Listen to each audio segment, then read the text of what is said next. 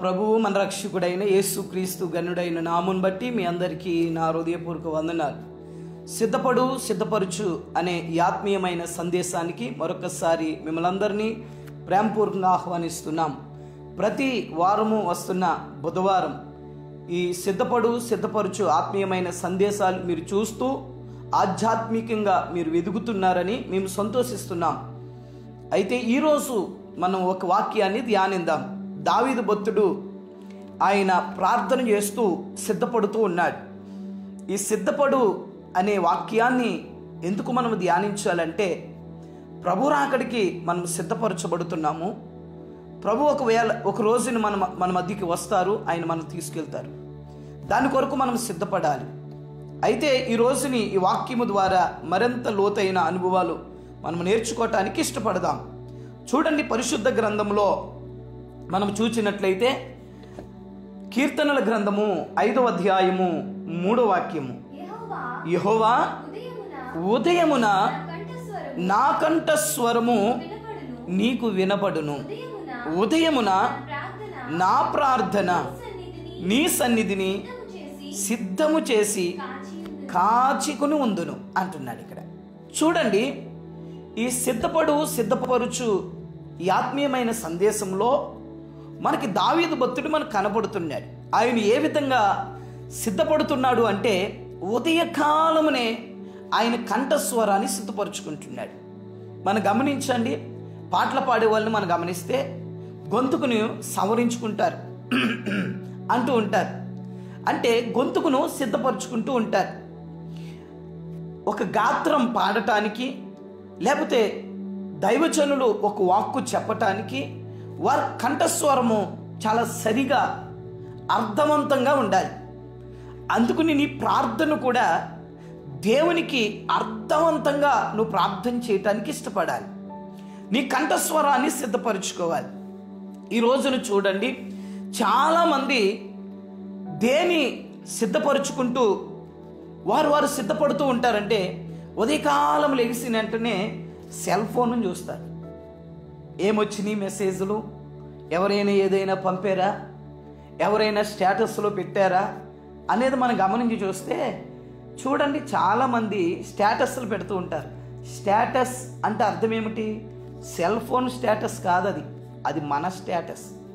అంటే పొద్దున్నే పెడతాం ఏదో ఒకటి, సూత్తులు పెడుతూ ఉంటారు కొంతమంది. నేను అంటాను, నీవు సూత్తు పెట్టినప్పుడు, నీ వాక్యం పెడుతున్నప్పుడు ఏదో ఒకటి నువ్వు షేర్ చేసి అది స్టేటస్లో పెడుతున్నావంటే ఒకసారి ఆలోచించండి, మీరు ఎలా సిద్ధపడి ఉన్నారు. మనము సిద్ధపడాలి. మొదటిగా ఈ సెల్ ఫోను ఇవన్నీ కాదండి. మొదటిగా మనం సిద్ధపడవలసింది ప్రభుని ఎదుర్కొన్నట్టుకు. ఆయన తన కంఠస్వరాన్ని సిద్ధపరుచుకున్నాడట. సిద్ధపరుచుకుని ఏం చేస్తున్నాడు అని చూసినట్లయితే, నీకు వినపడవలెను, ఉదయమున నా ప్రార్థన నీ సన్నిధిని సిద్ధము చేసుకుని కాచుకుని ఉన్నాను. ఎప్పుడు మాట్లాడేది, ఎప్పుడు తెల్లారుతుంది, ఎప్పుడు దేవునితో మాట్లాడతాను. సాయంకాలము పూట పడుకుంటున్నప్పుడు ప్రార్థన చేసుకుంటాము. మరలా ఉదయమున లేవగానే ప్రభుతో మాట్లాడటానికి మన కంఠస్వరాన్ని సిద్ధపరచుకోవాలట. కొందరు గమనించి చూసినట్లయితే, స్త్రీలైతే పొద్దున్న లేవగానే సీపురు కట్టలు ఎత్తుకుంటూ ఉంటారు, దానికోసం సిద్ధపడుతూ ఉంటారు. వివిధమైన స్థితిలో మనం చూసుకుంటే ప్రభు వాక్యం చెప్తుంది, ఆయనను కలవటానికి నువ్వు సిద్ధపడాలని. ఎందుకు సిద్ధపడాలి అనేది దావీదు భక్తుడు చెప్తున్నాడంటే, కీర్తనల గ్రంథం 17వ అధ్యాయము 15వ వాక్యంలో, నేనైతే నీతి కలిగిన వాడనై నీ ముఖ దర్శనమును చేసేదను, నేను మేల్కొన్నప్పుడు నీ స్వరూప దర్శనమును నా ఆశను తీర్చుకుందును. ఎవరు స్వరూపం చూడాలని? నీ స్వరూప దర్శనముతో నా ఆశను తీర్చుకుందును. ఈ రోజున కొంతమంది అంటూ ఉంటారు, మా పిల్లలు సిద్ధపడతలేదని, నా భర్త సిద్ధపడతలేదు, లేకపోతే నా భార్య సిద్ధపరచబడట్లేదు, లేకపోతే పిల్లలు నా తల్లిదండ్రులు సిద్ధపరచబడట్లేదు, ఉదయం లెగుద్దాం అనుకుంటున్నా. ఈ విధమైన మాటలు మాట్లాడుతూ ఉంటాం. కానీ నీ మట్టుకు నీవు అన్నట్లుగా, నేనైతే నీతి కలిగిన వాడినై ఎవరి నీతి వారిని కాపాడుతుందండి? ఉదయమునే లేవాలి. ఎందుకు లేవాలి? ఆయన ముఖ దర్శనము, ఆయన ముఖ దర్శనం చేసుకోవటానికి. కొందరు చూడండి, పొద్దున్నే లెగిసి వారు ఫోటోలు చూస్తారు. ఈ రోజుని నా భార్య ఫోటో చూశాను, లేకపోతే నా కుమార్తె ఫోటో చూశాను, నా కుమారుడు ఫోటో చూశాను. పొద్దున్న ఆయన ఫోటో చూడకుండా లేకలేనండి. కొందరు చూడండి, వాళ్ళ మంచం ఎదురు కూడా యేసుప్రభు ఫోటో పెట్టుకుంటారు. ఈ రోజుని దర్శనం చేసుకుని. కొందరు వాక్యాన్ని పెట్టుకుంటూ ఉంటారు. పొద్దున్నే లేచిన వాక్యం చూసుకుని ముద్దు పెట్టుకుంటారు. అయ్యా, వాక్యాన్ని చూడటం కాదు, యేసుప్రభు ఫోటో చూడటం కాదు, నీ బిడ్డల్ని లేకపోతే నీ భార్యని నీ భర్తని చూడటం కాదండి. ఉదయం లేవగానే ప్రార్థన చేస్తూ ఆయన సన్నిధిలో నీ కంఠస్వరమును సిద్ధపరుచుకుంటూ ఆయన ముఖ దర్శనాన్ని చూడాలి. ఎందుకు ఆయన ముఖ దర్శనాన్ని చూడాలి? ఆయన ముఖ దర్శనం చూస్తే ఏమొస్తుంది? ఒక్కొక్కసారి మనం ప్రయాణం చేస్తూ ఉన్నప్పుడు ఏదో ఒకటి అగాత్యము మన జీవితంలో జరగకూడనిది ఏదైనా జరిగిందనుకో, ఈరోజు ఎవడు ముఖం చూసానో ఛీ దరిద్రం అంటూ ఉంటారు. ఈరోజు పిల్లి ఎదురొచ్చినట్టుంది, ఈరోజు వాళ్ళ ముఖం చూసాను దరిద్రం. అయ్యా, నువ్వెవ్వరు ముఖం చూసినా ఏమీ రాదు, కానీ నువ్వు చూడవలసిన ముఖం చూడలేదు పొద్దునే, అంతే.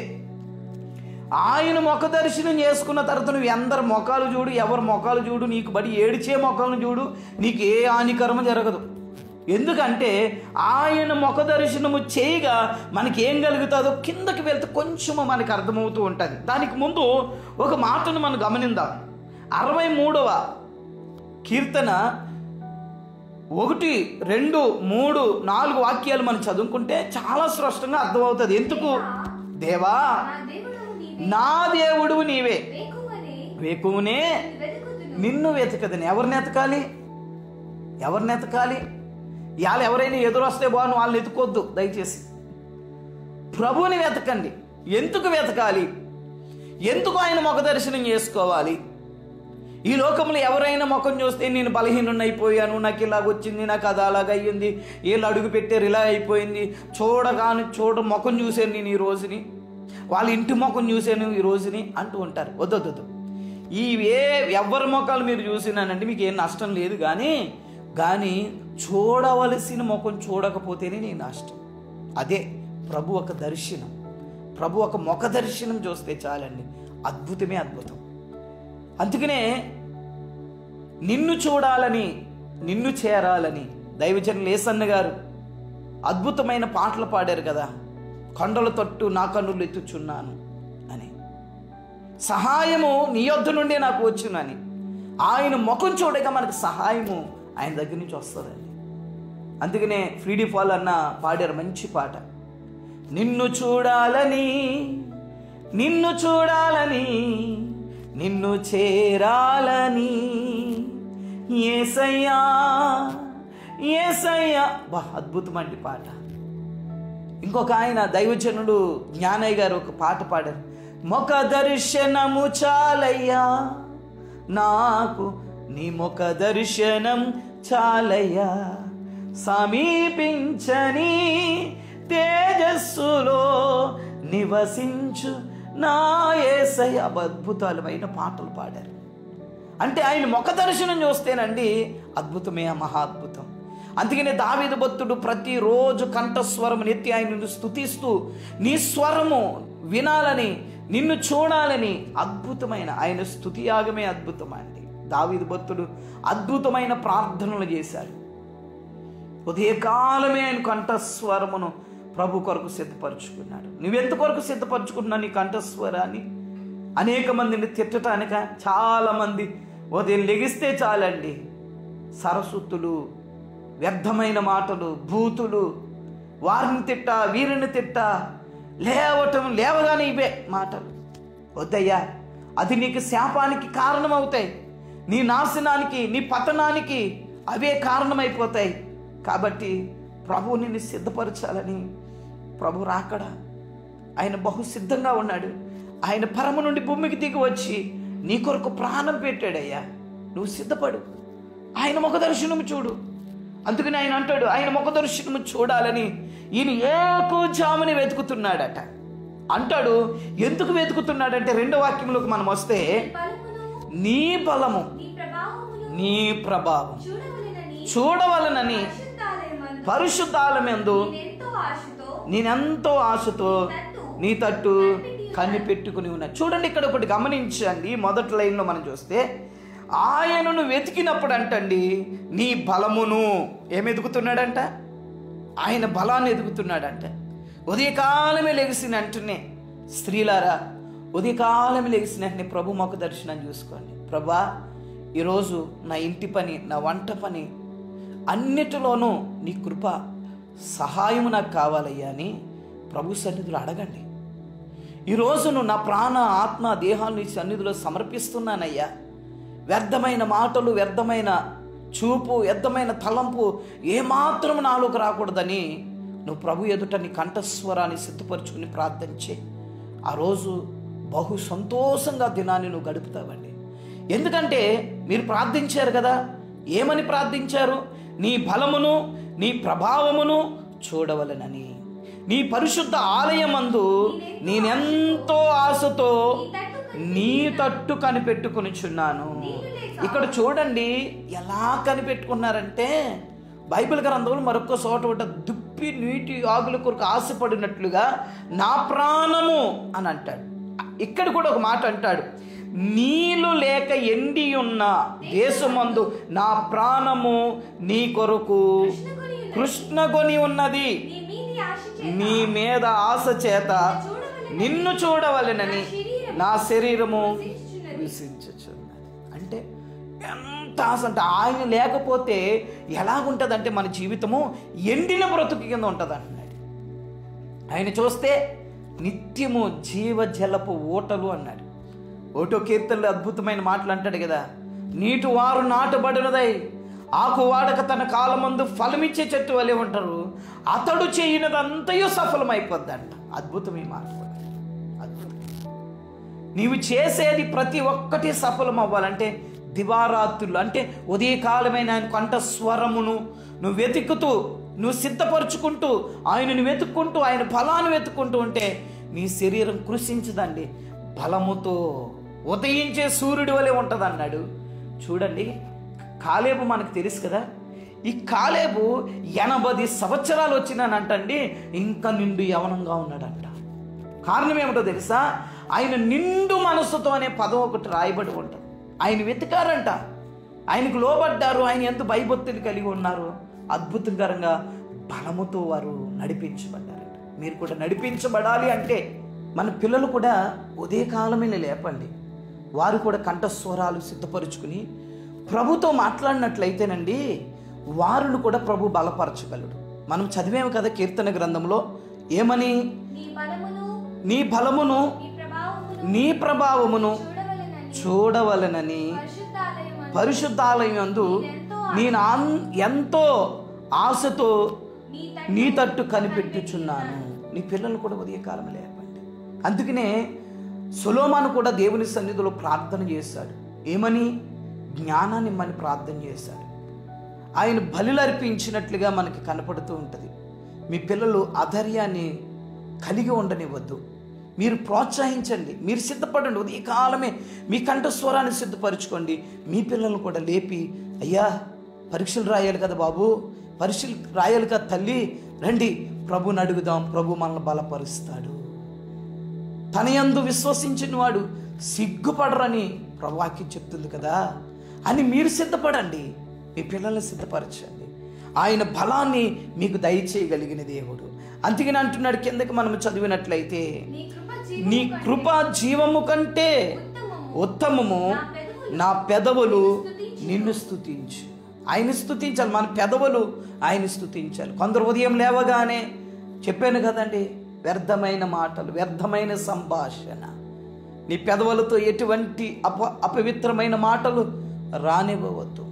అందుకనే యెషయా అంటాడు, నేను అపవిత్రమైన పెదవులు కలిగిన వాడిని, అయ్యో అని ప్రభు సన్నిధిలో ప్రార్థిస్తాడు. అప్పుడు తన పెదవులు కాల్చమని అడుగుతాడు. నేను పరిశుద్ధంగా మాట్లాడాలని అంటాడు. కాబట్టి మన పెదవుల ద్వారా ప్రభుని స్తుతించటానికి ఇష్టపడదాం. అందుకనే 5వ వాక్యములో, కొవ్వు మెదడు నాకు దొరుకునట్లుగా నా ప్రాణము తృప్తి పొందుచున్నది, ఉచ్చహించు పెదవులతో నా నోరు నిన్ను కూర్చి గానము చేయుచున్నది. మన పెదవులు ఎప్పుడు ఆయనను గూర్చి గానము చేయాలి. ఆ విధంగా మనం సిద్ధపడాలి. నేను లాస్ట్గా మీతో మాట్లాడే మాట ఏమిటో తెలుసా అండి? ఇక్కడ అంటున్నాడు చూడండి, ఒక మాటను మనం చూద్దాం. 6వ వచనం చూద్దామండి. కాగా నా జీవిత కాలమంతయు నేను ఇలాగున నిన్ను స్తుతించెదను. ఎప్పుడెప్పుడు ఒక్కరోజు కాదండి. ఆయన మన కంఠస్వరాన్ని సిద్ధపరుచుకుని ఆయనతో నిజంలో ప్రార్థన చేయటం.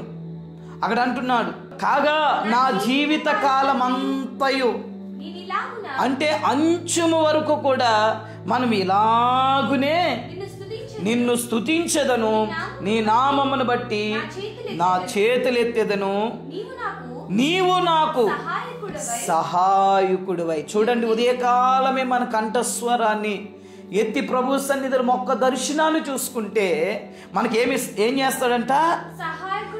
ఒకటి, సహాయకుడివై ఉండి నీ రెక్కల చాటున శరణుజొచ్చి ఉత్సాహధ్వని చేసేదను. ఉత్సాహం అండి, ఎంత సంతోషం అండి. ఉదయకాలమే ప్రభుని అడగండి, నీ కంఠస్వరాన్ని ఎత్తిపెట్టి, ప్రభా ఈరోజు నాకు ఈ సహాయం కావాలి, ప్రభా నేను పనికి వెళ్తున్నాను, ఈ విధంగా వెళ్తున్నాను, ఈ విధమైన స్థితికి వెళుతున్నాను అని ప్రభు సన్నిధిలో మీ కంఠస్వరాన్ని సిద్ధపరుచుకుని ప్రభు బలం కొరకు అడిగితే ఆ రోజు నీ ప్రభు సహాయం మీకు అందుద్ది. అందుకనే లాస్ట్ మాట మీతో నేను మాట్లాడుతున్నానండి. కీర్తన 88:13 వాక్యం, యెహోవా నేను నీతోనే మనవి చేయుచున్నాను, ఉదయమున నా ప్రార్థన నిన్ను ఎదుర్కొనెను. సిద్ధపడటం అంటండి, సిద్ధపడటం అంట. తండ్రి ఎక్కడి నుంచి అయినా దూరం నుంచి వస్తుంటే పిల్లలు వారి తండ్రి దగ్గరికి వెళ్ళటానికి సిద్ధపడుతూ పరిగెడుతూ ఉంటారు. ఈరోజు నీ ఉదయకాలం వెళ్ళి లేగటానికి బహు సిద్ధం కలిగి ఉండు. ప్రభుతో చెప్పుకొని బాధ, నీ కష్టం, నీ దుఃఖాన్ని, నీ కన్నీరుని, ఏ పరిస్థితిలో నీ ఉన్నావో, రాత్రి వేళంతా కుమిలిపోయావేమో, ఎవరితో చెప్పుకుంటే నా బాధ, నా నిట్టూర్పు తీర్చబడుతుంది, సంతోషం నాకు ఇవ్వగలడు, ఉత్సాహాన్ని నాకు ఇవ్వగలడు అనేది ఎదురు చూస్తున్నట్లయితే, నీతో మాట్లాడుతున్న ప్రభు నన్ను వెతికినట్లయితే నిశ్చయముగా మీకు కృప దొరుకునన్నాడు. కాబట్టి మిమ్మల్ని ప్రేమిస్తున్నాడు తల్లి. ఆయనను వెతుకుతావా? ఉదయకాలమే నీ కంఠస్వరమును సిద్ధపరచుకోండి, ప్రభుని వెతకండి. ఆ విధంగా సిద్ధపడితే నీకు బలాన్ని ఇస్తాడు, బల ప్రభావాన్ని ఇస్తాడు, నీకు సహాయం చేస్తాడు. అట్టి సహాయం మీకు కలుగునగాక. ఆ విధంగా సిద్ధపడతారా? సిద్ధపడి ప్రభు సన్నిధిలో అనుదినము ప్రార్థన చేయండి. Praise the Lord. దయచేసి గమనించండి, ప్రతి బుధవారము ఈ విధముగా సిద్ధపరుచు అనే ఆత్మీయమైన సందేశాలు వస్తూ ఉంటాయి.